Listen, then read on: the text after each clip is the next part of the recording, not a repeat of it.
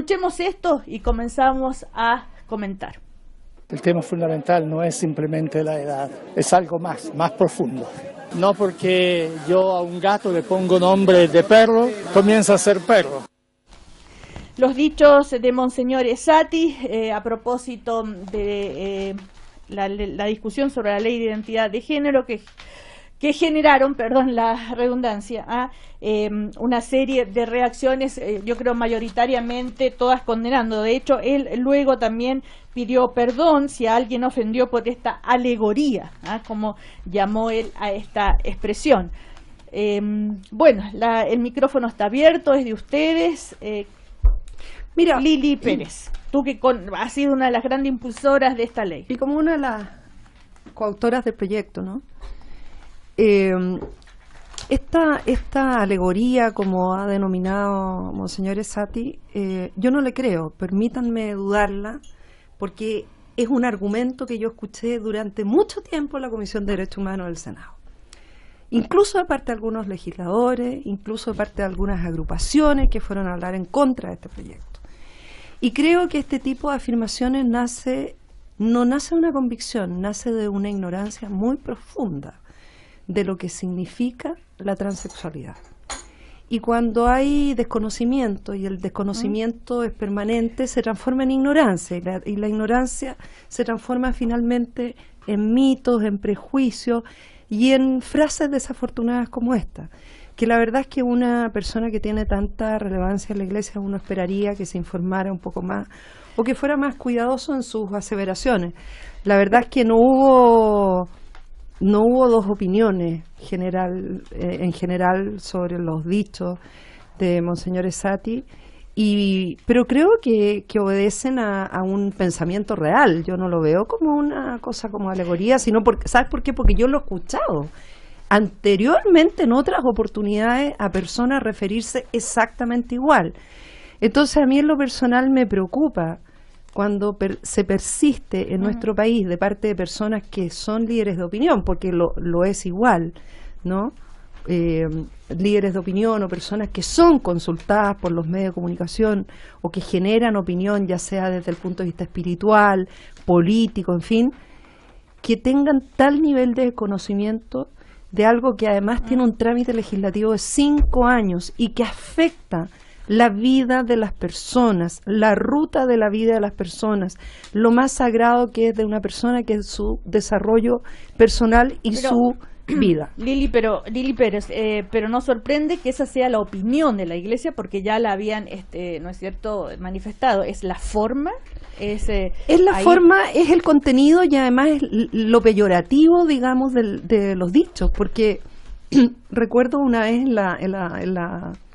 en la Comisión de Derechos Humanos una agrupación más bien, llevó unas imágenes y ponían imágenes de animales, de perros, de gatos, en fin, y decían, bueno, es que si se quieren transformar en esto, entonces, por eso digo que no es primera vez. A mí me parece súper violento, a mí en lo personal, como mujer, como mamá, como exlegisladora, me parece violento, pero esa violencia tiene que ver con el desconocimiento, con un desconocimiento que se transforma en una ignorancia muy profunda de aspectos de la vida y que tiene que ver, y quiero reiterar para quienes no nos escucharon la semana pasada, la categoría, existe una ley antidiscriminación que nos rige o llamada ley Zamudio, ¿cierto?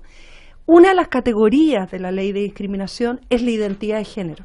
Por lo tanto, lo que hicimos 5 senadores fue darle una categoría legal a la identidad de género y presentamos el proyecto de ley que de alguna forma lo describe, porque si tú tienes una categoría legal, tienes que darle una arquitectura legislativa y por lo tanto parte de esa arquitectura era definir legalmente lo que es la identidad de género y por lo tanto es un proyecto de ley que está en discusión y tramitación. Y quiero recordar una vez más, para los que tanto se sorprenden, que fue el presidente Piñera en su primer periodo, porque yo esto lo conversé con él, quien nos patrocinó el proyecto y le dio impulso en ese entonces a través del Senado.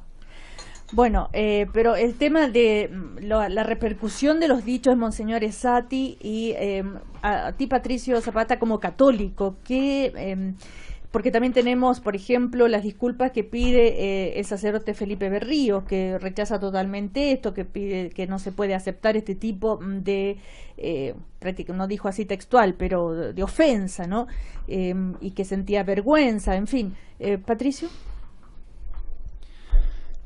Mira, esto de usar metáforas o alegorías es tremendamente peligroso. Alguien puede pensar que con eso está transmitiendo mejor una idea, está haciendo un punto, haciéndolo más claro, pero este es un caso más, uno más, en que el uso de una alegoría o metáfora termina siendo absolutamente contraproducente, hiere, porque se puede entender que él está haciendo un juicio de menoscabo hacia un grupo de personas, más allá de la intención que haya tenido, pero el uso de este tipo de imágenes tiene presente esos riesgos. Entrando al fondo, su reflexión sobre el nominalismo, porque esto partió siendo una cosa con una pretensión filosófica y terminó con la metáfora de los perritos y los gatitos, su referencia al nominalismo es bien complicada, porque fíjate que justamente lo que hace el nominalismo es entender que el nombre en sí mismo es el que define completamente la realidad. Y lo que hace este proyecto es que a partir de una realidad donde hay componentes biológicos y psicológicos, espirituales, tú ajustas el nombre. O sea, se trata justamente de que el nombre responda a una realidad personal, a un proyecto, a una vida. Entonces, yo creo que no contribuyó al debate. En esto yo pienso que uno tiene que tener siempre la capacidad de escuchar las distintas opiniones. Sobre este tema hay distintas opiniones, pero la forma en que se usa la imagen no ayuda, no esclarece, no contribuye y genera legítimamente mucha gente la sensación de que se está mostrando muy poco respeto por un grupo de personas. Así que muy poco feliz, y mayor demostración de lo poco feliz es que no he escuchado hasta ahora a nadie salir a defender esta imagen. Sí. José Antonio Cast, que dijo que se había sacado del contexto. Le damos la bienvenida a Alberto Mayol. ¿Cómo estás, Alberto? ¿Qué tal? Buenos días, ¿cómo están? Mucho gusto. Hola. ¿Qué tal? Bueno, estamos conversando sobre lo de Monseñor Esati, Alberto. Ernesto Tone. Mira, no se necesita ser Wittgenstein para entender que la visión filosófica que hay detrás de esto es una visión muy pobre. Yo estoy en completo desacuerdo con la visión que él tiene, que lo lleva a decir esta alegoría, que no es una alegoría, porque también es pobre su visión de las alegorías. O sea, yo te puedo decir imbécil y después te digo, no, te estoy diciendo una alegoría. No, las alegorías son otras cosas. Entonces, lo que ha hecho Esati es una cosa brutal, porque, digamos, no solamente a mi juicio, pero él puede tener la visión que él quiera tener, pero él tiene una responsabilidad social, está a cargo de una institución importante. Y frente a eso lo que provoca es una ofensa a un sector de la población y a la ciudadanía, o sea, la lleva a un nivel de debate que es un debate muy duro, a las patadas. Entonces, yo creo que por eso no hay dos opiniones acá, o sea, ha habido en general una toma de distancia, una condena. Bueno, Cast juega a eso, Cast juega al extremo, digamos al extremo en la posición conservadora, y por lo tanto no me llama la atención que haya estado de acuerdo con él, pero creo que hay una enorme mayoría de los chilenos que no quieren debatir en ese tono, con esas llamadas alegorías o con esas concepciones tan cerradas en una dirección. ¿Alberto? Sí, a mí dos cosas. Yo creo que primero es importante siempre resaltar cuando alguien que representa un discurso tan contundente históricamente, estamos hablando de que la Iglesia Católica representa el significado de la presencia probablemente el mayor revolucionario que conoce la historia de la humanidad, que es un tipo que fue capaz de transformar los valores de una religión que ya venía existiendo, que es la religión judía, para convertirla en una religión por la igualdad. Eso que es un éxito histórico indesmentible, lo tiene que administrar la Iglesia Católica, y lo vemos administrándola de una manera que es completamente, en el caso de Tzati, contraria a lo que es el espíritu original. Pero en segundo lugar quiero decir que esto nos debe llevar a pensar por qué Tzati comete errores como este en un momento como este. Y yo creo que también tiene que ver con la sensación de la Iglesia chilena, que es una de las iglesias más cerrada y conservadora en el mundo, y que está muy alineada con el grupo conservador del Vaticano, de que esa iglesia se siente hoy día amenazada, se siente en una posición bien compleja por una serie de supervisiones internacionales, porque está en el ojo del huracán, y yo creo que también esa situación de estrés hace que pase algo que no es muy habitual. Este es un grupo que sabe gobernar, que sabe no cometer errores, y que cometen errores de este tipo, como vemos, aquí se ha dicho, pero no hay nadie que tenga un sentido común básico que lo defienda. Está Kast, pero bueno, está en otro estándar. Oye, fíjate una cosa. Ernesto, un poquito más, levante el micrófono. Sí. Ahí está. Es que yo hablo bajito. Por eso, con mayor razón, no, levante el es micrófono. que soy muy modesto. Oye, no, de lo que se trata es anotemos eso, ¿eh, Cecilia? Anda. Las mujeres anotemos eso que acaba de decir. Está bien, ¿no? Oye, sonó bien. Oye, sonó bien. No, yo creo que también hay otra cosa de algo que tú decías, Alberto, que hay como una ausencia de valores cristianos totalmente cuando tú usas palabras de este tipo. ¿Ah? No quiero ahondar en esto, pero hay una cosa que tú puedes estar de acuerdo, en desacuerdo, qué sé yo, pero que es la visión del otro, sí, pues. El concepto de la caridad, el concepto de la compasión, la empatía, digamos, en términos modernos. Pero eso también se muestra ahí. Ahora, sobre la iglesia, yo creo que el tema es más complejo, porque fíjate que nosotros tenemos, efectivamente, ha habido una tendencia muy conservadora en la jerarquía eclesiástica chilena, que no es histórica. No es histórica, porque la iglesia chilena jugó un papel muy importante en el Vaticano II, digamos, la iglesia también del periodo de la dictadura, que fue una iglesia que defendió los derechos humanos, es decir, y yo creo que hay muchos componentes de la Iglesia Católica que no están en esto, que están con otra mirada, etcétera. Entonces ahí es bueno señalar también que si por Iglesia nosotros comprendemos solo la cierta tendencia dominante en la jerarquía, o si consideramos la Iglesia en un sentido más amplio. Yo hablo no soy católico, yo lo hablo desde afuera, pero con una visión, digamos, de lo que ha sido históricamente y del papel que tiene la Iglesia en otras cosas y en otras partes. Este proyecto de ley, que si bien no estaba en el programa de Sebastián Piñera, por diversas razones se ha ido convirtiendo también en un factor de división dentro de Chile Vamos. El gobierno ayer finalmente, o anterior, dio muestras de su postura, apoyó la tendencia de quienes dicen que sí hay que autorizarlo entre 14 y 18 años, a pesar de la oposición de gran parte de la UDI, creo que toda la UDI, y algunos sectores más conservadores de Renovación Nacional. Entonces también tiene una repercusión política, digamos, ¿no? Lili Pérez, ¿qué consecuencias puede tener esto dentro del conglomerado de Chile Vamos? A ver, tres cosas que hay que decir al respecto. Lo primero, que este proyecto hace 5 años cuando se presenta, el presidente Piñera lo apoyó. De hecho, su entonces ministra de Justicia, Patricia Pérez, fue al legislativo a dar el apoyo del gobierno en ese momento. En segundo lugar, es con autorización de los padres, que entre los 14 y los 18 años puedan los jóvenes y los adolescentes tener el cambio registral. hay varias falacias entre medio. Se dice que va a ser un cambio de sexo con cirugía. Todas esas cosas son mentiras, son falacias, son mitos que se han ido construyendo. No hay que confundir el no hay que género confundir, con lo genital, no tiene ¿verdad? nada que ver. Pero el hecho político. El hecho político es que yo creo que el presidente está siendo súper coherente con lo que él pensó siempre.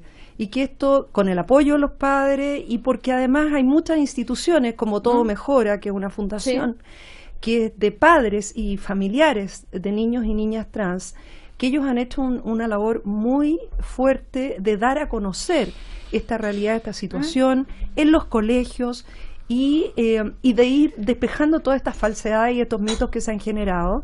Y creo que de alguna forma eso lo recoge. Y por lo tanto creo que lo que ha hecho el presidente Piñera es poner su liderazgo al servicio de algo que es sumamente importante, que los padres van a influir, y que es mejorar la vida de jóvenes y niños para que no terminen con problemas mayores. Ahora, este es digamos, una Pero piedra esto en el zapato. a ver, Chile Vamos. Cecilia, en todos los gobiernos se generan en estos temas que son mal llamados valóricos, porque yo creo que todo tiene un valor, la educación, todo, la economía tiene valores, pero estos temas que son más, que tienen que ver con aspectos filosóficos, religiosos de algunos legisladores, obviamente siempre van a generar una tensión.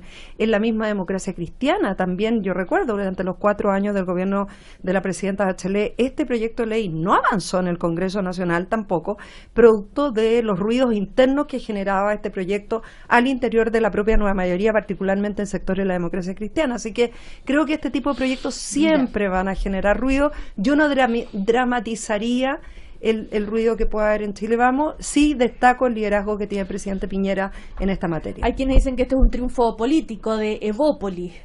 Mira, yo creo que es un triunfo más que político. Yo creo que es un triunfo de una realidad que tiene Chile y una deuda que tiene en materia de derechos humanos con algo que nosotros mismos legislamos en el gobierno anterior del presidente Piñera, que es la ley antidiscriminación. Sí, Patricio, ¿querías decir algo?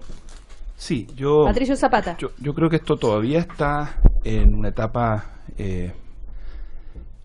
legislativamente está en la comisión mixta, que es la última etapa, pero políticamente todavía falta que corra bastante agua bajo el puente. Este es uno de esos casos en que la existencia de las leyes orgánicas constitucionales se manifiesta como un obstáculo para que las mayorías se expresen. Déjame explicarlo, Cecilia, porque esto a veces no se comprende suficientemente. ¿Y por qué es importante eliminar las leyes orgánicas? Para que este proyecto se apruebe, en cualquiera de sus variantes, no basta con que haya mayoría en la Cámara y mayoría en el Senado. Desde el momento en que se contempla un recurso para que un tribunal de familia participe, de algún modo, hay distintas maneras de entender esa participación, no basta tener, por ejemplo, 78 de los 155 diputados, hay que tener 89. En el Senado no basta con tener mayoría. Entonces perfectamente puede ocurrir que una minoría fuerte, porque parece que hay una minoría fuerte, bloquee el proyecto. Y luego está la otra amenaza de que tú tienes el proyecto aprobado que logra superar esa valla, no la mayoría, sino que 4/7, que sea bloqueado en el Tribunal Constitucional. Entonces, cuando a veces se pregunta por la gente por qué se insiste en que no es bueno que haya legislación contramayoritaria o supramayoritaria, es que resulta que cuando uno discute sobre maltrato infantil o CERNAC o medio ambiente, a veces no se puede aprobar una norma habiendo mayoría, porque la Constitución exige, cada vez que yo contemplo un tribunal, cada vez que creo un servicio público, un quórum supramayoritario. Entonces, lo que pasó con CERNAC tiene que ver con esto. La razón por la cual se controló en el tribunal es porque la Constitución dice que hay materias orgánicas constitucionales. Entonces, vamos a ver si se consolida una mayoría. Y por otro lado, no hay que olvidar que no hay dos posturas en este tema, hay más posturas. Está la postura de la UDI, que dice que bajo ningún concepto un joven entre 14 y 18 años puede proceder al cambio en sus datos, en sus registros civiles o documentos.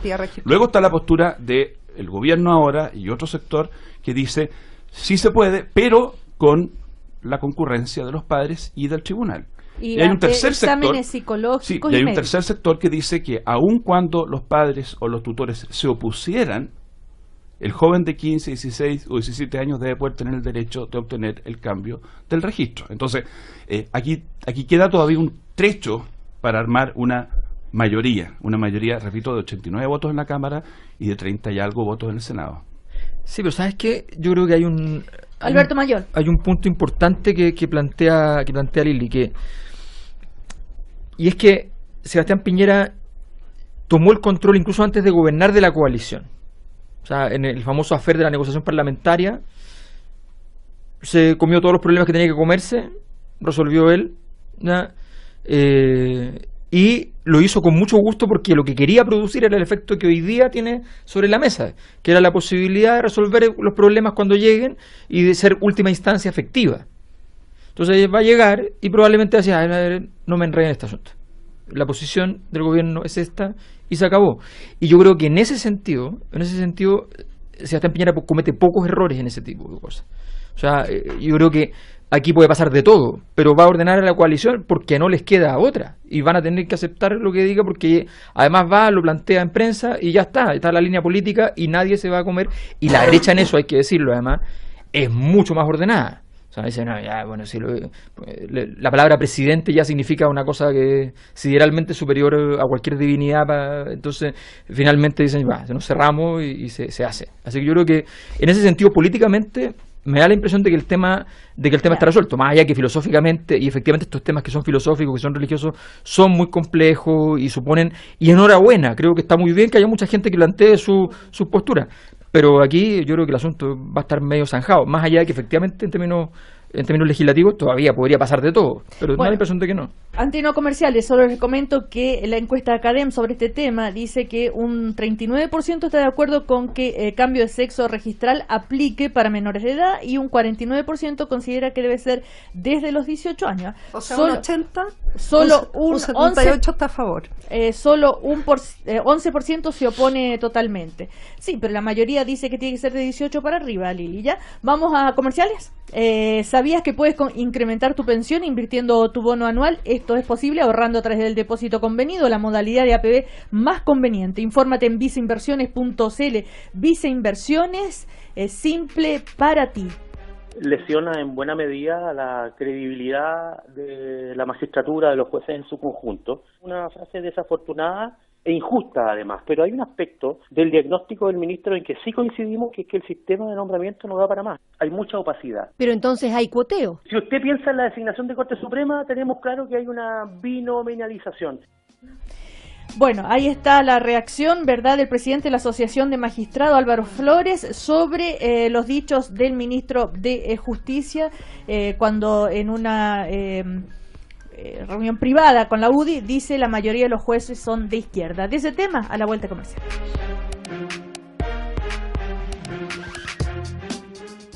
Somos una universidad dedicada para ti. Bueno, antes de irnos a comerciales ya escuchábamos la reacción, ¿verdad?, del presidente de la Asociación de Magistrados diciendo que había sido una expresión desafortunada la del ministro de Justicia, pero coincidiendo también que hay que cambiar cómo se designan los jueces. Recordemos qué dijo el ministro de Justicia que generó tanta polémica. Dijo en una reunión de hecho privada, porque así sobre sus dichos él ya ha manifestado que esto lo hizo de manera personal y en una situación que no era para ser pública, pero en fin, si miran y analizan la estructura de los jueces se van a poder dar cuenta de que la mayoría de los jueces son de izquierda. ¿Y por qué? Porque en los últimos años, 4 años hemos tenido gobierno de derecha y 24 años de gobiernos de izquierda. Y como los ministros de Justicia son los que nombran a los jueces, el resultado es 2 más 2. Entonces, ¿cómo cambiamos esto? Bueno, vamos a seguir teniendo jueces, así que ahora algo netearemos. Pero más que eso, vamos a nombrar buenos jueces. ¿Qué significa netear? Podría uno decir, compensar, ¿verdad? Bueno, estos dichos generaron mucha polémica. Y, a ver, Alberto Mayor. O sea, lo primero es que una ordinariez. O sea, una ordinariez como calidad de análisis y una ordinariez, si acaso ese análisis fuese cierto, decirlo.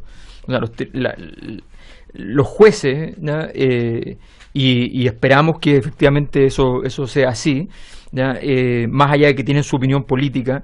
En Chile hay una larga tradición de respeto, además que en Chile la aplicación de la ley es muy poco interpretativa, o sea, además hay un espacio muy marginal para los jueces para hacer estas acciones donde el juez interpreta la norma como quiere, qué sé yo, eso es muy escaso en Chile. Entonces, hay una estructura normativa, los jueces son aplicadores de la ley. Yo creo que en ese sentido, decir que además, o sea, para justificar que se van a empezar a nombrar jueces con otras orientaciones políticas, justificarlo a partir de los años, sin ningún análisis, sin ninguna prueba documental, donde además hay evidencia contundente de que muchas veces han salido beneficiados personas de la derecha en muchos juicios muy complejos, donde no hay ninguna forma para poder llegar a este punto, donde no han habido casos de juicios políticos que uno pueda decir, no, aquí evidentemente hay mano que favorece a cierto sector y no a otro. De verdad es una locura y habla a las claras de una incapacidad política, porque esto es generarse un problema con el mundo de la justicia, que es uno de los mundos más complejos, un problema enorme. Ahora, el ministro dijo que no se retractó de sus dichos, aunque sostuvo que fue una opinión personal expresada en forma privada. Ahora, también es cierto que él plantea que hay que cambiar la manera en que se designan los jueces, y en eso muchos están de acuerdo, pero la otra parte es la polémica. Patricio Zapata. Mira, yo creo que la discusión sobre cómo, por ejemplo, se nombra a los notarios, que fue parte de su conversación, es valiosa, es útil. También es útil conversar sobre cómo se nombran los jueces. Yo personalmente creo que hay cosas que se pueden mejorar. A mí no me molesta que se combine un sistema en que haya carrera judicial, tiene sus defectos, pero carrera judicial, intervención presidencial y en el caso de la Suprema una ratificación del Senado. No me parece una mala fórmula, aunque creo que los 2/3 del Senado en la práctica ha significado que gente con ideas muy definidas no llega nunca a la Corte Suprema, o le cuesta mucho llegar a la Corte Suprema porque los 2/3 actúan como un veto. Claro. Entonces, la mejor manera de llegar a la Suprema es pasar piola durante tu carrera judicial, no decir nada muy controversial, no tener actitudes muy definidas, porque así te evitas anticuerpos. Entonces, déjame... Ahora, estas cosas hay que abordarlas con cuidado. Yo quiero entender que esta fue una cosa dicha en privado, pero con cuidado, porque teniendo razón en algún sentido, Alberto, de que en Chile tenemos efectivamente una cierta tradición de aplicación de la ley, el problema de los jueces es un problema complejo. La confianza en los jueces es un activo. La posibilidad de que los jueces se desvíen de su función es una posibilidad real. Si tenemos tiempo de hablar de Brasil, por ejemplo, en algún rato más, podremos conversar sobre los problemas que se presentan cuando desde la Fiscalía y desde los tribunales de repente asoman conductas activistas. Y hay activismos de izquierda y hay activismos de derecha. Entonces, yo creo que si el ministro de Justicia invita a una conversación sobre cómo fortalecer aún más la autonomía y la independencia de los jueces en Chile, va a tener mucho apoyo, mucha colaboración, pero no es bueno que parta esa conversación imputándole a los jueces un rótulo político, cuestión que es bastante discutible que sean todos de izquierda, y es discutible por lo demás que porque sean de izquierda van a ser malos jueces. A mí lo que me interesa es la autonomía y la independencia, y no me importa tanto que tengan ciertas ideas, porque tampoco creo en jueces neutrales, en seres humanos eunucos ideológicamente, porque eso no existen. Pero tienen que ser neutrales, aunque sean de izquierda. En su comportamiento tienen que ser imparciales y tienen que ser independientes. Claro. Imparciales, son dos cosas distintas. Ahora, el hecho de que lo haya dicho en privado, ¿cuál es su verdadero pensamiento? ¿O como ministro dice otra cosa? ¿Cómo interpretan eso, la explicación de que haya sido algo personal y en privado? ¿Le quita peso a la polémica, Ernesto Toni? No, yo creo que esto fue un error. Fue un error que cometió el ministro de Justicia, y un error que haría bien él en retractarse, porque cometió un error. Tú no puedes decir, miren, es que yo estaba hablando en un grupo privado y después cuando hablo en público voy a decir otra cosa. Es decir, una persona que tiene una responsabilidad, que es el ministro de Justicia, sino el ministro de Agricultura, y dice una cosa, bueno, eso lo dijo, yo creo que es un grave error, es un error de hecho. Yo no creo, en primer lugar, que aquí hayan que todo el conjunto de designaciones obedezca a una línea política. Hay jueces que piensan de manera diferente, en fin. No hay un sistema en las democracias, perfecto sobre la designación de los jueces. En el derecho anglosajón, en la experiencia anglosajona, también tiene defectos esas formas electorales, etcétera. En fin, no hay una cosa perfecta. Hay que tratar de que el Poder Judicial sea lo más independiente posible y que actúe como tal y juzgue de acuerdo a derecho, etcétera. Ese es el ideal democrático. Ahora, en la práctica hay que tratar de construir aquello. Y yo creo que en ese sentido hay muchas fórmulas que se podrían barajar para mejorar el sistema judicial chileno. En eso yo estoy de acuerdo, que es necesario avanzar y podemos encontrar fórmulas mejores. Pero no creo que el camino sea este. El camino sea decir, miren, durante muchos años se nombraron jueces de izquierda y ahora vamos a netear. O sea, ahora vamos a nombrar jueces de derecha, porque el tema no es que hayan jueces de izquierda o jueces de derecha, es que hayan buenos jueces. Ahora, las personas piensan, lo que decía Patricio es muy justo, no son eunucos mentales. Las personas tienen posiciones, piensan, etcétera, pero tienen que tener lo que se tiene que asegurar para el bien público es que esas personas actúen conforme a derecho y actúen con una cierta imparcialidad más allá de sus ideas. Ahora, esto de que lo que importa sea que haya buenos jueces, uno desde afuera podría interpretar, ¿quiere decir entonces que los jueces actuales son malos jueces?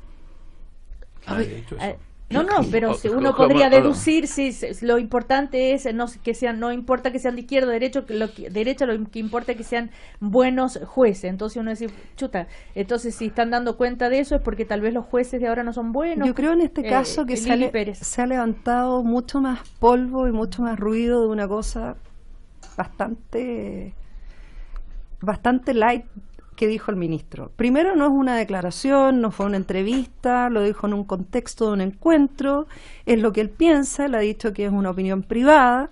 Lo segundo, que el ministro Hernán Larraín de Justicia no hizo ningún juicio de valor, ni con respecto a las resoluciones de los tribunales de justicia, ni con respecto a la calidad de los jueces. No ha dicho nada de otro mundo, salvo decir que ideológicamente su apreciación es que hay muchos jueces de izquierda. Entonces yo de verdad creo que se ha levantado un ruido súper exagerado a estos dichos. Yo pongo el acento en otra cosa que a mí me parece mucho más notable lo que él dicho, y yo creo que eso está referido a una vivencia del ministro. El ministro de Justicia fue senador igual que yo, el mismo periodo, y la verdad es que uno veía el lobby que se hacía cada vez que venía una nominación del gobierno de turno para la nominación, por ejemplo, de los ministros de la Corte Suprema. Y eso, ustedes, que son personas que están en la política, saben que es real. Entonces venía y se trataba de cuotear políticamente, ¿no? Entonces, si está el gobierno de este, entonces tratemos de que el ministro que va a asumir sea de este, no es que ahora le toca a este otro. Y uno de pronto veía que venían nombres de ministros de gente súper valiosa para integrar la Corte Suprema, y decían, no, es que le toca, por ejemplo, a la Concertación, o le toca a la Nueva Mayoría. ¿O le toca a la derecha? O le toca a la derecha, que era muy ínfimo con respecto a las nominaciones. Entonces, porque estuvo un periodo nomás en el gobierno.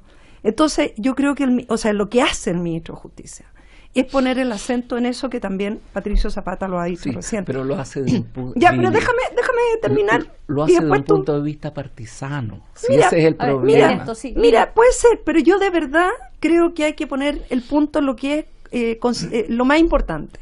Y el meollo y lo de fondo es que efectivamente, hasta hace poco incluso salió que un senador mandó una carta a no sé qué, a la Corte por un caso de financiamiento de la política. Entonces, creo que lo que hay que terminar son esos procedimientos, y a eso es el tema de fondo. Yo no me quedaría en lo más superficial, que fue donde lo dijo, cómo lo dijo, no fue en el contexto de una entrevista. Yo en eso defiendo al ministro de Justicia, Hernán Larraín. Yo creo que lo importante es poner el tema de los procedimientos, que sea un procedimiento más transparente, más participativo, porque ¿saben lo que pasa? Que como claro, hoy día es el Senado efectivamente el que ratifica el nombramiento que viene emanado del Ejecutivo, que es lo que sucede en los nombramientos, por ejemplo, de la Corte Suprema. Entonces, ahí se da toda una cosa con el poder político que se presta, obviamente, y todos los que estamos en esta mesa sabemos que es así, se ha prestado para el cuoteo binominal. Se ha prestado para el cuoteo binominal, se ha prestado también para el lobby. Entonces, creo que en esas cosas hay que poner el acento y a mí me parece bien. Sí. Y ahí hay que participar todos juntos. Yo no veo, mira, yo lo que veo del ministro Larraín, que efectivamente él puede pensarlo y también es un secreto a voces. Y hay harto ministro que tiene pensamiento de izquierda, pero eso no es lo importante.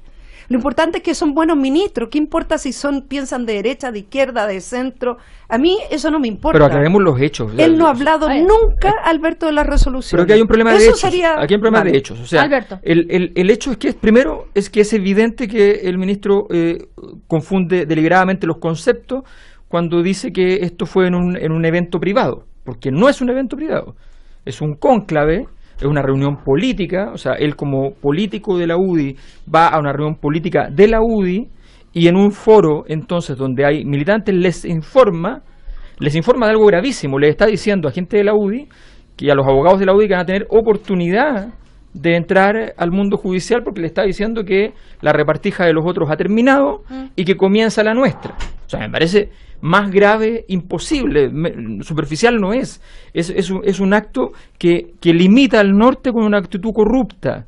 O sea, porque una cosa es que haya ocurrido fácticamente, que siempre nos dicen eso, que resulta que entonces las nominaciones terminaron así porque se binominalizaron y se repartieron y qué sé yo, y otra cosa es que haya un acto deliberado, ¿ya?, de entender que esto tiene que ser así y por tanto ahora nos toca a nosotros, que es un poco la frase que dice políticamente en su momento Cecilia Pérez y que él traduce ahora en términos laborales directamente.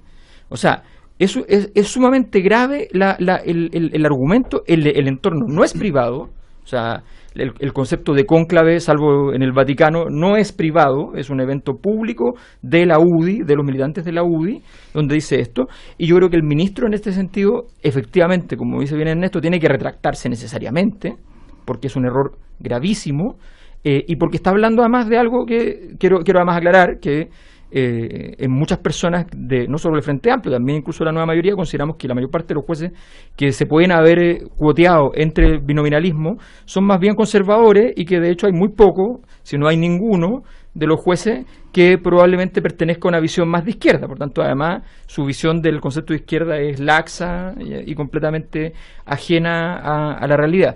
Pero eso sí es más superficial.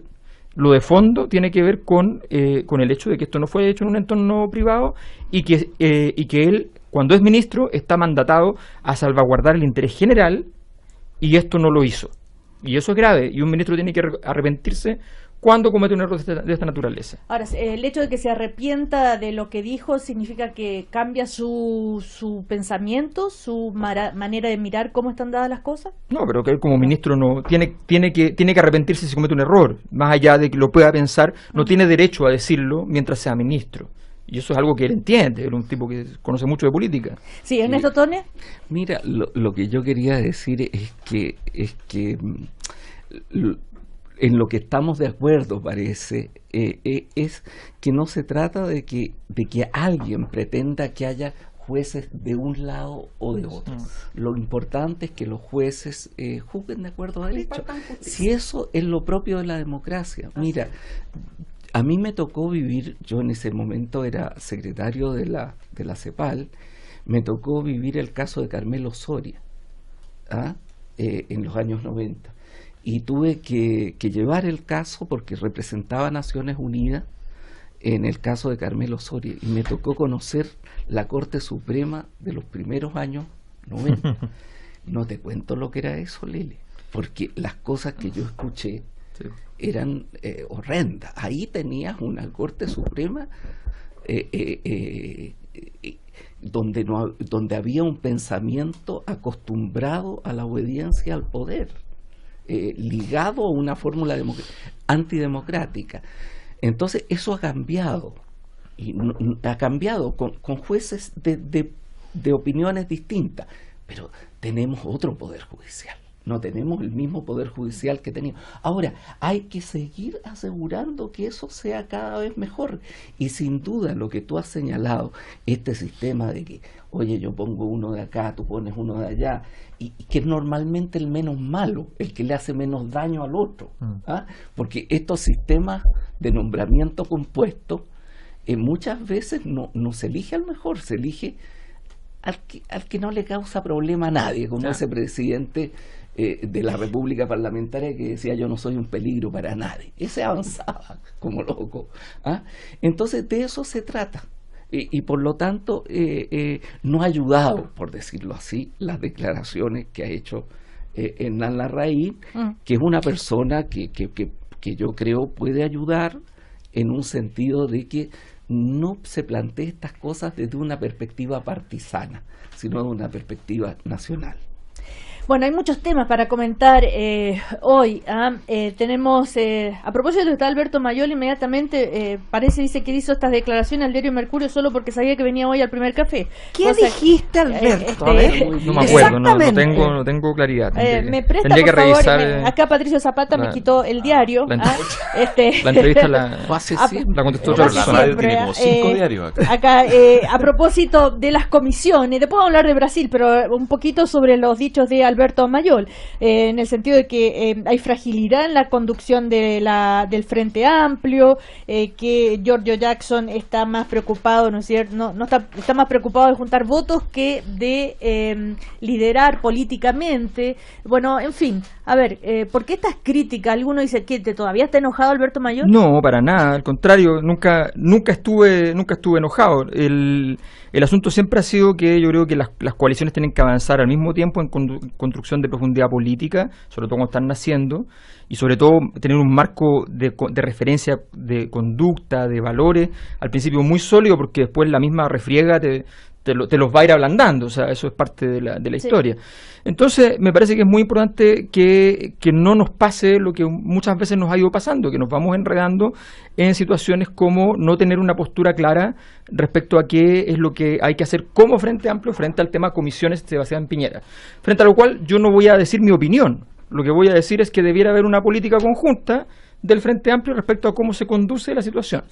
Y en ese sentido detecto que efectivamente hay como una sensación de que, bueno, que dado que esto está, y dado que hay algunos que están en desacuerdo, que en otros acá, mejor no nos pronunciamos definitivamente y no hacemos el costo político de tomar una decisión. Eso es lo que me parece preocupante.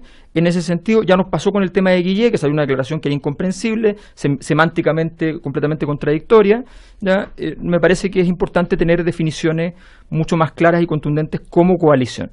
Ahora, tú dices que respecto a las comisiones, dos cosas, que lo que le importa al presidente Piñera no es el resultado de las comisiones, por ejemplo, en el tema de la infancia, sino los choques coalicionales. O sea, ¿tú crees que es un triunfo político del gobierno lo que ha logrado en esto de las controversias entre las distintas coaliciones, Democracia Cristiana, Partido Socialista, en fin? A ti te pueden invitar a una comisión para un objetivo y tú puedes incluso lograr diseñar un mecanismo para ir y ocuparlo para otra cosa. Eso puede ocurrir. No digo que no, pero evidentemente Sebastián Piñera es la persona con menos procrastinación que yo conozco, y resulta que esa persona de repente inventa procrastinación, o sea, esta tendencia a la dilación de las acciones, es decir, las personas que, por ejemplo, para poder ir y estudiar, dicen, ay, no, voy a revisar un poco el Facebook. Entonces deja siempre para el final. Para el final bueno, él no es así, él es el tipo más rápido, quiere ir directo al grano, y resulta que de repente se le ocurre esta idea extraordinariamente increíble de una reunión prelegislativa llena de legisladores. O sea, el Congreso está para eso, inventa de repente va a nombrar un prepresidente, o sea, sería una cosa loca. Entonces, de verdad es insólito porque él no es su estilo. Ese estilo es mucho más parecido al de Bachelet, por ejemplo. Y él no es su estilo. Y lo inventa ¿para qué? Para esto, que es lo que termina por ocurrir, donde caemos en el Frente Amplio y cae en todo el sistema político rápidamente en el juego para su solaz total. Ya. Ahora, sí, de hecho también, por ejemplo, este fin de semana la Democracia Cristiana, Patricio Zapata, hubo un intercambio de opiniones entre Carolina Goich, el senador Huenchumilla, la senadora Goich, perdón, el senador Huenchumilla, también diferencias. Estas comisiones han dado mucho rédito político y, como también dijo el diputado Boric, se ha fijado todo en ese aspecto y no en los temas de fondo, pero sin lugar a duda ha tenido un efecto político, ¿no? Mira, yo no sé cuál fue la intención, si hubo un plan maquiavélico perfecto o no. Algo de lo que dice Alberto se manifiesta en efectos, pero vamos al tema de las comisiones. Existe una, más o menos a estas alturas, larga tradición de presidentes de distintos signos que invitan a gente a colaborar, básicamente en la dimensión técnica, antes de hacer un anuncio político que se discuta en el Parlamento. Pero el mismo día él mandó una ley. Por eso, es que déjame explicar, porque existe una tradición que uno puede Al apelar día siguiente. y que ha dado fruto en algún momento, desde la Comisión Rettig, la Comisión, no sé, de la Ética Pública. Y por otro lado, existe la voluntad de cooperar con un gobierno que parte. El problema, y yo creo que allí hay un punto que hay que destacar, es que el tipo de comisión que se ha creado no se presta bien para el propósito con que se anuncian las comisiones. No se presta bien cuando la mayoría de los integrantes son funcionarios públicos. O sea, la Comisión de la Infancia tiene 12 o 11 funcionarios públicos y 4 personas que vienen del Parlamento y 2 o 3 personas de la sociedad civil. O sea, si yo quiero invitar a una reunión del Ministerio a 2 personas a que vengan a escuchar y a conversar, yo no lo llamo comisión de ningún tipo, ¿ya? Segundo, efectivamente es raro invitar parlamentarios en ejercicio. La única vez que eso ocurrió, que yo recuerde, Cecilia, fue en la Comisión de Ética Pública el año 94, y fue el presidente del Senado, Gabriel Valdés, y el presidente de la Cámara, Jorge Schaulson, hace 14 años atrás, y fue con un sentido, porque eran presidente de la Cámara y presidente del Senado. Es raro, porque como se ha visto, el presidente elige a dedo, porque es su derecho elegir a dedo, pero usted que elige a dedo dentro del Parlamento. Y eso genera evidentemente problemas en las bancadas parlamentarias. Entonces, lo único que quiero decir es, más allá de la intención, y no quiero juzgar la intención, en una de esas, la intención era generar un clima propicio para los acuerdos, generar un ambiente para la cooperación política, y por eso la democracia cristiana, por ejemplo, ha estado en disposición general de cooperar, pero el medio escogido no da el ancho, y Carolina se está probando. Goich no debería haber ido. Es que eso es distinto, la reacción individual, pero constatar de que el medio es limitado, yo creo que es una cosa que uno ya puede decirla. Ojalá que para las comisiones que vengan, el presidente entienda que la idea no es generar una polémica, sino que realmente suscitar cooperación. Vamos a ir a comerciales y seguimos a la vuelta entonces con este primer café. A la vuelta a ver si conversamos, alcanzamos a hablar también de Brasil. Seguimos a la vuelta con... Es un minuto. 10, un minuto. Con más tiempo y más opinión, continuamos compartiendo el primer café en Cooperativa. Seguimos entonces en el primer café, tenemos Pero dame un 20 minutos más. Solo para decir que las comisiones yo creo que realmente son Lili muy Pérez, Patricio buenas. Zapata, Alberto Mayol, Ernesto Otone. Queríamos cerrar el tema de las comisiones. Solamente decir que, porque Alberto dijo de que era una estrategia del presidente Piñera para dividir, para reinar. Una táctica, no da para una más. táctica, qué sé yo. Patricio dice que no le gusta tanto el procedimiento de las comisiones. Yo realmente creo que sirven mucho las comisiones prelegislativas. Y sirven mucho, no es primera vez que se hacen comisiones en tema, hubo de equidad y trabajo, han habido comisiones en materia de probidad, la comisión Engel, o sea, han habido siempre muchas comisiones en los sin últimos legisladores, tiempos. sin legisladores. Sí, pero Que no tiene se sentido. participaba de alguna u otra manera, Sí, pero yo te diría que lo importante es el fondo y que hay temas que son bien urgentes, como el proceso de infancia, Sename, los temas de cooperación en seguridad pública. Entonces, a mí me parece súper relevante realmente las comisiones y además que tienen plazo. Eso es súper importante, porque en todo el presidente Piñera ha establecido un plazo de 90 días para entregar conclusiones, para entregar lineamientos que se van a convertir en proyectos de ley. Así que yo le veo como un lado positivo. Yo creo que es, y creo que es una prueba de fuego al mismo tiempo.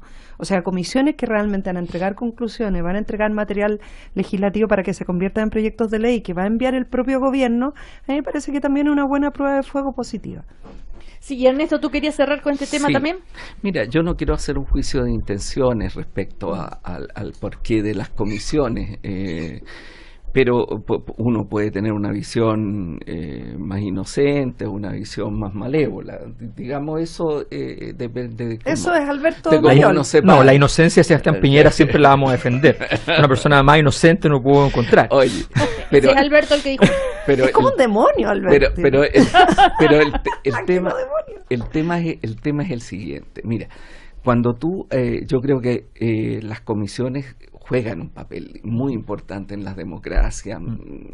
En países como Francia, las comisiones han jugado un rol fundamental súper técnicas. Y son súper técnicas y preparadas, y con gente que son extraídas de universidades. O del extranjero. De los equipos técnicos, incluso Stiglitz lideró la economía, claro. No es francés. Sí, y lo hizo con Sarkozy. Y lo hizo con Sarkozy, y Sarkozy llamó a puros economistas de izquierda. Lo hizo con Sarkozy. Súper interesante. Para saber lo que no tenía que hacer.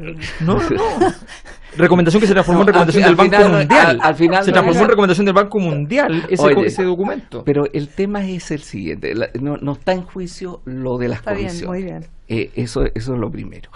Lo segundo, una vez que pueden tener muchas imperfecciones estas comisiones, y de hecho yo creo que las tienen, pero yo creo que también desde el punto de vista de la oposición, cuando tú llamas a una comisión, y yo te digo estando del otro lado del mostrador, cuando tú llamas a una comisión, tú corres un riesgo.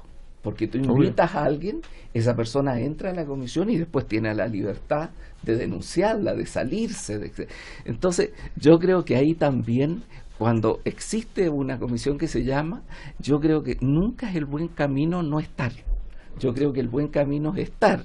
Ahora, si tú consideras desde dentro de que lo que se está haciendo es una pachotada, no tiene sentido, es una manipulación, tú la denuncias, pero no decir que no. Restarte, o sea, no restarse, claro. Bueno, es un instrumento también para... Bueno, y se ha convertido también en otro hecho político, como decíamos hace unos minutos atrás, ¿no? Quedamos en hablar sobre el tema de Brasil, lo que pasó, el encarcelamiento del expresidente Lula da Silva, y hay dos audios que podemos... Bueno, primero el discurso ese que da Lula da Silva, ¿no es cierto?, antes de entregarse a la policía ante esta cantidad impresionante de gente, de partidarios que estaban en torno a él, ahí en la sede del sindicato, y un discurso que ha sido comentado a nivel internacional, muy emotivo. Bueno, en fin, escuchemos un extracto. Mientras más me atacan, más crece mi relación con el pueblo brasileño. Eu fico imaginando a Terdão da Globo colocando a fotografía mía. Entonces ahí también, bueno, dice, ahí está la traducción ahora. Me quedo imaginando el placer de la prensa colocando la fotografía mía, preso. Van a tener un orgasmo triple. Ellos decretaron mi prisión y les digo algo, voy a atender el mandato de ellos y voy a atender porque quiero hacer la transferencia de responsabilidad. Ellos creen que todo lo que ocurre en este país es por mi causa. Bueno, algunos de los pasajes entonces del discurso de Lula da Silva a ver, ¿cómo analizan ustedes todo esto? Y ¿quién empieza? Alberto Mayor. O sea, yo creo que la situación política es bien evidente, que la resumió hace ya tiempo atrás, cuando mismo Lula dijo: si me matan seré un mártir, si me dejan preso seré un héroe, y si me dejan libre seré presidente. Efectivamente lo metieron preso y es un héroe.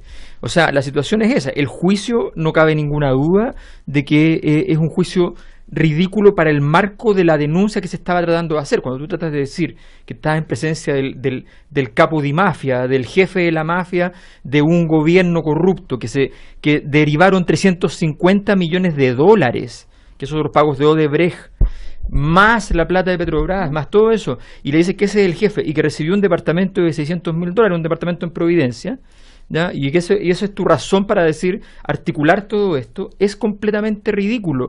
Entonces, y el juicio además tiene una serie de vicios procesales, en fin, a tal punto que hoy día en la mañana el New York Times dice que el juicio es completamente inválido, dice que esto es una vergüenza en términos jurídicos, y con eso le quita sostén, porque el gobierno brasileño de Temer había estado con mucho sostén norteamericano, le quita sostén a este proceso porque se dan cuenta de que se está produciendo una situación media Mandela, donde están convirtiendo a Lula en un superhéroe, y eso Lula lo sabe hacer formidablemente.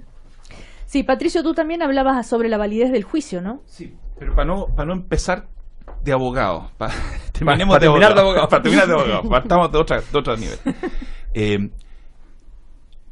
Ligándolo con lo que conversábamos al principio, yo creo que tiene que ser del más alto interés de cualquier sudamericano, yo diría de cualquier habitante del planeta, pero cualquier sudamericano, contar con tribunales, jueces y fiscales que den garantías a todos. Yo estoy porque los jueces tengan independencia y los fiscales tengan autonomía. Pero eso significa que ellos pueden tomar decisiones políticamente sensibles. Eso es lo que significa. Si uno no quiere que los jueces hagan nada importante, uno los somete y los pone bajo el control férreo del gobierno, como ocurre con Maduro en Venezuela, donde no hay ninguna posibilidad de que un juez o un fiscal haga algo sorprendente o algo que cuestione las bases del régimen chavista. Si uno tiene jueces y fiscales más o menos independientes, uno tiene que estar dispuesto a que se produzcan cuestiones complicadas para el gobierno. Ahora, el punto es cuando esa confianza se ve traicionada, no por la sumisión, sino por la manipulación política, cuando se usa a los jueces y se usa a los fiscales para ganar puntos en política. Resulta que un juez o un tribunal puede decir quién es candidato presidencial y quién no es candidato presidencial. Eso pasó en Perú hace más o menos 6 meses atrás, antes de la elección de Pedro Pablo Kuczynski. El que iba liderando la encuesta fue excluido por el Trícel. Nunca me quedó claro a mí, por lo menos, y a muchos peruanos, que realmente habían cuestiones de fondo, pero lo importante era sacar del camino a este personaje incómodo, a este personaje extraño a las élites políticas peruanas. Entonces, en el caso de Brasil, la corrupción está completamente extendida. Aquí el sistema escogió primero purgar a Dilma Rousseff, que no era para nada, creo yo, una parte de la corrupción. Y segundo, el sistema decide purgar a Lula da Silva, que casualmente es el candidato con más posibilidades de ganar. Entonces uno tiene que preguntar, ¿y por qué elige el sistema a estas dos personas y no a otros decenas de políticos mucho más o igualmente corruptos? El presidente vigente. Esa intencionalidad tiene un efecto muy terrible sobre la legitimidad democrática. Ya tenemos en Brasil un problema, porque hay encuestas que muestran que hay una cantidad de ciudadanos brasileños que han perdido bastante la confianza en la democracia. Las declaraciones del comandante jefe del ejército fueron lamentables. El mismo día que la Corte Suprema va a opinar, va a decidir, él se permite decir que ojalá no impere la impunidad. Y que estaban muy atentos. Entonces, sí. O sea, es gravísimo, y por último, el abogado te dice lo siguiente: en Brasil, el habeas corpus tiene por objeto hacer efectiva la presunción de inocencia. Mientras no se pronuncien todas las instancias, y le quedan 2 instancias a Lula en este juicio, él goza de la presunción de inocencia. La Corte Suprema debió darle la libertad provisional, a menos que se comprobara que es un peligro para la sociedad o que se va a escapar. Para eso basta el arraigo, él no se va a escapar. Entonces, aquí lo que hay es una decisión política de hace 2 días, y créanme, en 3 semanas más vamos a estar comentando que la misma Corte Suprema le va a dar la libertad. Pero cuando ya no sea problemático para los que quieren vetar su carrera política, porque ya van a haber logrado inhabilitarlo. La misma Corte Suprema le va a dar la libertad en 3 o 4 semanas más. Ahora, recordemos el apoyo de muchos mandatarios y personalidades de muchos países, pero antes, incluso hace 2 días atrás, de Twitter, el expresidente Ricardo Lagos Escobar dijo que Lula es el liderazgo con más apoyo popular, y espero y confío que las instituciones democráticas de esa gran nación corrijan estas graves decisiones. Su eventual encarcelamiento y eliminación de la competencia electoral profundizará la fractura que atraviesa la sociedad brasileña. Bueno, en fin, y así como ese, hay muchos mensajes de apoyo de distintas personas. El presidente Piñera no se ha manifestado sobre este tema todavía. Ernesto Tone. Mira, a mí me parece lo siguiente. Yo en general, yo estoy de acuerdo con los argumentos que se ha dado. El problema es la democracia brasileña. La democracia brasileña está viviendo una situación muy compleja. Lula no fue un hombre, por decirlo así, un antisistema. Lula fue un presidente que caminó muy bien durante mucho tiempo. Convirtió a los antisistemas en sistema. O sea, hizo una inclusión de millones de personas, cosa que venía ya de Fernando Henrique Cardoso. Sus políticas sociales no cambiaron fundamentalmente, se ampliaron. Posteriormente tuvieron una mala gestión de la crisis. Porque se vino la caída de la economía mundial y no fueron capaces de regular el gasto en términos de poder no tener esa caída tan fuerte que dejó en una situación de precariedad a gente que había abandonado la pobreza, millones de personas que habían abandonado la pobreza, pero que estaban en una frontera de precariedad. Entonces eso hizo generar una situación social en donde este tema de la corrupción aparecía, como te dijera yo, morigerado por este avance enorme que hacía Brasil en todos los terrenos. Caído eso, el tema de la corrupción quedó al desnudo y empezaron a aparecer todos estos elementos, los elementos de Petrobras, como pasó con el PT. Si mira, estos procesos de corrupción comienzan diciendo no, si es plata para el partido. ¿Ah? O sea, al micrófono, Ernesto, por favor. Es plata para el partido, o sea, aquí no es que se esté robando para los bolsillos, pero al final termina que una parte va al bolsillo y otra parte va para el partido. Entonces, todo este proceso, con todos esos partidos pequeños, que son partidos que venden y compran votos de su voluntad, no tienen voluntad política, sino toda esta situación llegó a una situación muy grave en un país del porte de Brasil. Si para nosotros es muy grave que Brasil esté en esta situación, para los latinoamericanos. Entonces, yo creo que aquí hay un manejo de estas instituciones,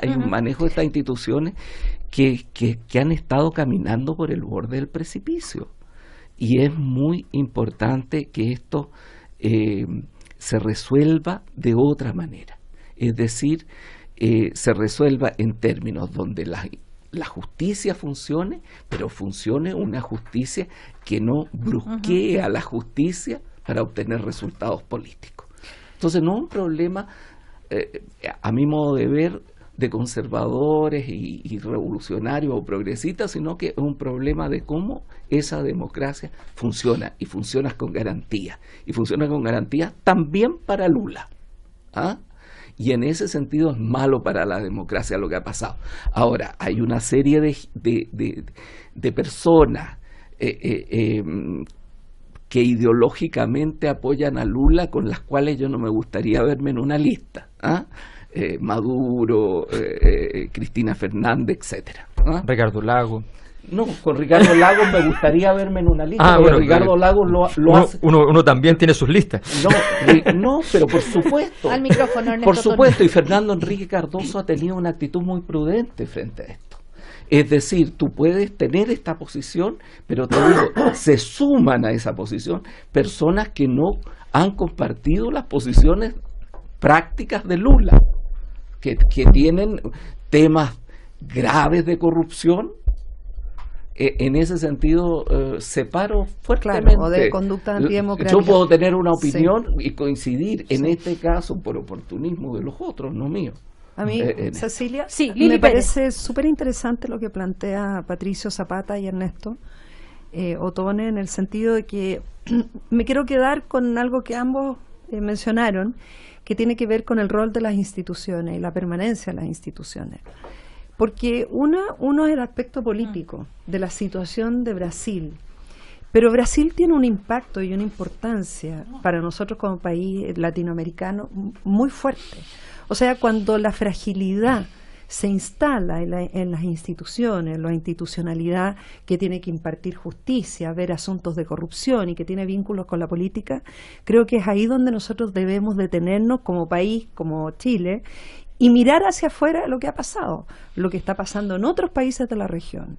Por eso a mí me parece que más allá de la situación particular del presidente, ¿cierto?, Lula en Brasil, que claro, claramente tiene un impacto enorme en su propio país y también nos impacta a nosotros en este continente, creo que el rol que tiene la institución en materia de cuidar la institucionalidad de la justicia, de las Fuerzas Armadas, en el caso de Brasil también por estas declaraciones que se hicieron, creo que a eso apunta lo relevante. Como antes de entrar al programa con Cecilia Robaretti comentábamos una grabación. Sí, ¿la cuento ahora? Sí.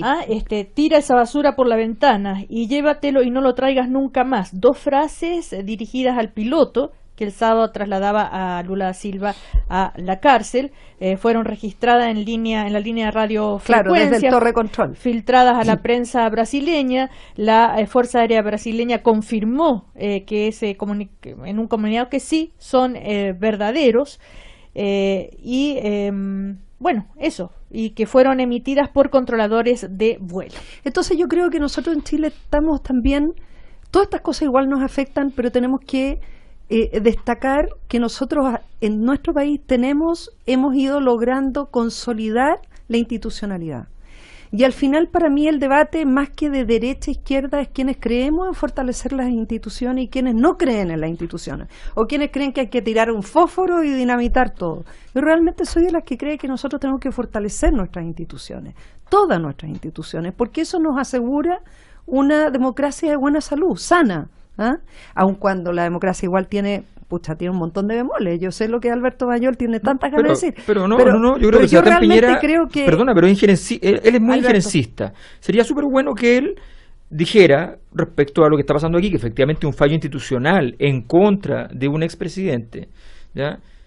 Cosa que por último, por sentido de categoría, le puede significar una cierta empatía. Podría decir, mire, ¿saben qué? Efectivamente aquí hay un problema, porque él se ha manifestado respecto a otros países, ha roto las reglas diplomáticas muchas veces, y me parece que a veces esa autenticidad puede ser hasta una virtud. Sería bueno que dijera ahora, mire, la verdad es que efectivamente nos parece que hay una serie de cosas raras, irregularidades, la palabra que él encuentre menos ostentosa eventualmente respecto a la situación de Lula da Silva, porque esas cosas sí importan en el desarrollo de la política interna de muchos países. Nosotros somos un país que dependemos mucho de Brasil sin conciencia. No lo sabemos porque como no tenemos frontera, casi todos los países en Sudamérica tienen frontera, nosotros no, y no tenemos conciencia, pero sí dependemos. Es el país más importante del subcontinente con mucha distancia. Por eso se dice que entre Chile y Brasil existe un amor sin fronteras. Así es. Es un viejo dicho de la diplomacia latinoamericana. Ahora, pero la posibilidad de que se convierta justamente en un héroe, algo mítico, él dijo que no es la primera vez que va a estar en la cárcel, él va a estar ahí y que por eso no va a dejar de recibir apoyo. Recordemos que hay campamentos ya que se han instalado a las afueras de la cárcel, donde las personas que lo apoyan dicen que no se van a mover de allí hasta que sea liberado. En fin, una situación para América Latina bien importante, ¿no? Que ha generado muchas adhesiones y también condenas, ¿no? Bueno, el presidente Piñera va a ir a Brasil. Durante el mes de abril o comienzos del mes de mayo. También va a estar en Argentina, también va a estar en Perú, hay un encuentro próximamente en Lima. Entonces creo que todos estos temas de lo que está sucediendo en los países, fortalecer la institucionalidad, son temas muy importantes. Y Chile tiene un rol que jugar, porque Chile, para bien, no para mal, para bien es un país que ha logrado sus propias dificultades internas, irlas sorteando con éxito desde el punto de vista de fortalecer las instituciones. ¿Pero qué debería decir Sebastián Piñera? El presidente Piñera yo creo que está llamado a tener un liderazgo importante en Latinoamérica. Pero sobre Lula da Silva, yo creo que, mira, es muy complejo. Yo de verdad no creo que sea tan fácil tomar una posición, porque efectivamente hay una investigación en curso. Hay una investigación por corrupción y esos son temas graves y delicados. Es muy complejo porque en la diplomacia tú no puedes tomar una decisión de blanco-negro en una materia tan delicada como esta. Sí, Patricio, y vamos cerrando. Yo quiero, en el fondo, cuando decimos fortalecer las instituciones, no estamos solamente diciendo acatar lo que se decide, tampoco podemos estar diciendo no criticar. Para mí, fortalecer las instituciones significa estar constantemente viendo qué cambios se pueden hacer para mejorar su legitimidad. Entonces, estamos a años luz de algunos vecinos nuestros o amigos no vecinos, pero también tenemos problemas. Entonces, una cosa que uno tendría que concluir es que, por ejemplo, si en Chile existe una discusión sobre la forma en que funcionan los notarios o el Tribunal Constitucional, deberíamos ser capaces, para fortalecer las instituciones, de ver los cambios que hay que hacer y no chutear los cambios. El problema es que hay en Brasil, en parte porque no se han hecho cambios. El Parlamento brasileño... Yo quiero decir una cosa. Yo quiero decir una cosa. A mí me parece grave las declaraciones de los militares en Brasil. En Brasil. Me parece grave. Y en ese sentido, yo quiero decir que a un país, cuando los militares comienzan a hacer este tipo de declaraciones y cuando alguien empieza a hablar de su adversario como una basura, estamos mal. Yo creo en ese sentido que tenemos que apreciar y cuidar lo que tenemos nosotros en la relación política en Chile. Y eso es muy importante. No es banal, Cecilia. no es banal. Hace toda la diferencia entre una democracia que funciona con miles de defectos y lo que es una situación que pone en peligro la democracia de un país. Ernesto Tone, Alberto Sí. Mayol, Lili Pérez, Patricio Zapata, muchísimas gracias, que les vaya súper bien. Buena semana. Gracias a ustedes también. Chau, chau. Hasta luego.